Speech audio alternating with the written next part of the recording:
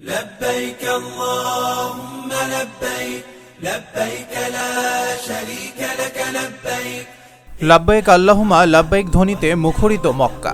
বিশ্ব মুসলিমদের তীর্থভূমি পবিত্র মক্কায় 2025 সালের হজের মৌসুম শুরু হয়েছে। মিনায় অবস্থানের মধ্য দিয়ে শুরু হচ্ছে হজের আনুষ্ঠানিকতা। এরই মধ্যে মিনায় পৌঁছতে শুরু করেছেন হজ করতে যাওয়া মুসল্লিরা। প্রতি বছর হজ শুরু হয় আরবি ক্যালেন্ডারের শেষ মাস জিলহজের 8 তারিখ এবং চলে 12 তারিখ পর্যন্ত। সেই অনুযায়ী সৌদি আরবে বুধবার থেকে শুরু হয়েছে এবারের পবিত্র হজের আনুষ্ঠানিকতা। স্থানীয় সময় মঙ্গলবার রাত থেকে মিনা অভিমুখে মুসল্লিদের আগমন শুরু হয়।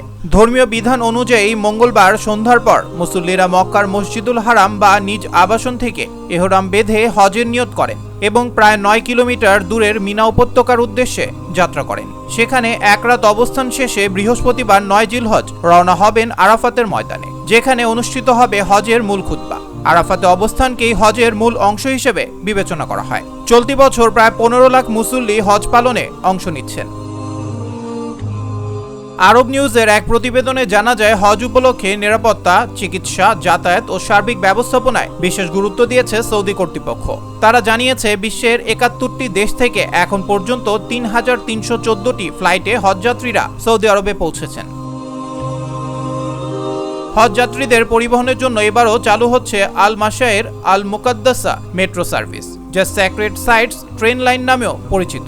উচ্চ ক্ষমতা সম্পন্ন এই ট্রেনটি হজের 7 দিনে 4900 বার চলাচল করবে, যার মাধ্যমে প্রায় 20 লাখ হজযাত্রীকে আরামদায়ক ও নিরাপদ যাতায়াত সেবা দেয়া হবে। এছাড়া কৃত্রিম বুদ্ধিমত্তা প্রযুক্তির মাধ্যমে 7400 কিলোমিটার সড়ক স্ক্যানিং, প্রয়োজনীয় সংস্কার এবং যানবাহন পরিদর্শন করা হচ্ছে। হজযাত্রীদের পরিবহনের জন্য অন্তত 25,000 বাস প্রস্তুত রাখা হয়েছে, যেগুলো প্রযুক্তিগত তদারকির আওতায় থাকবে। হজের অংশ হিসেবে 9 জিলহজ সূর্যাস্ত পর্যন্ত আরাফাত ময়দানে অবস্থান করবেন হাজিরা। সেখান থেকে মুজদালিফায় গিয়ে রাত্রি যাপন ও পাথর সংগ্রহের পর 10 জিলহজ সকালে মিনায় ফিরে বড় শয়তানকে পাথর মারবেন। এরপর আদায় করবেন কোরবানি ও মাথা মুন্ডনের আনুষ্ঠানিকতা এবং মক্কায় গিয়ে কাবা শরীফ তাওয়াফ ও সাফা মারওয়া সাই সম্পন্ন করবেন। এরপর আবার মিনায় ফিরে 11 ও 12 জিলহজ 3টি শয়তান, বড়, মধ্যম, ছোট লক্ষ্য করে পাথর নিক্ষেপ করবেন হাজিরা। সবশেষে বিদায় তাওয়াফের মাধ্যমে হজের আনুষ্ঠানিকতা শেষ হবে।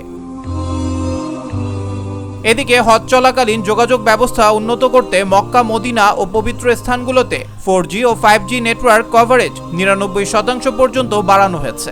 দ্রুতগতির ইন্টারনেট নিশ্চিত করতে স্থাপন করা হয়েছে 10,500 ওয়াইফাই পয়েন্ট। সব মিলে প্রযুক্তি ও ব্যবস্থাপনায় অভূতপূর্ব প্রস্তুতির মধ্য দিয়ে শুরু হয়েছে এবারের পবিত্র হজ।